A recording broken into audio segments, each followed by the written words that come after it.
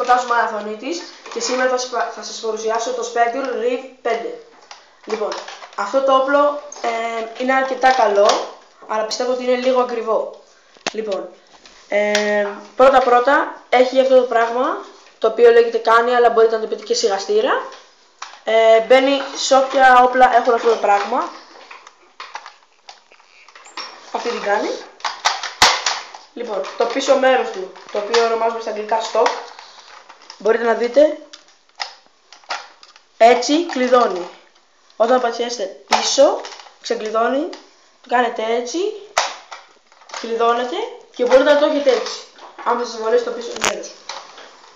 Λοιπόν, αυτό το όπλο παίρνει μόνο 5 σφαίρες, αλλά μπορείτε να τις γεμίσετε πολύ γρήγορα.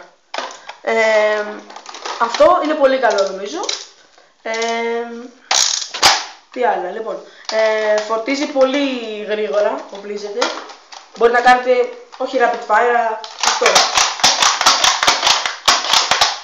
Είναι πάρα πολύ καλό όπλο και θα σας πρότεινα να τα αγοράσετε.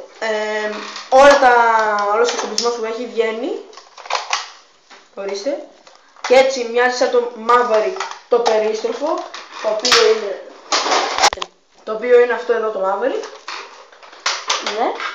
Λοιπόν, αυτά για το Spectre, που θεωρώ ένα πολύ καλό όπλο. Και κάτι άλλο, μισό λεπτάκι.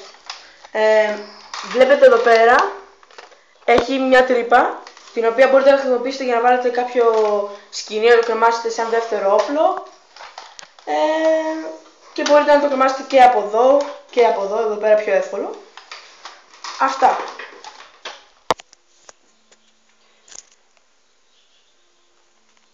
Τώρα πάμε να κάνουμε shooting. Λοιπόν, κοιτάξτε.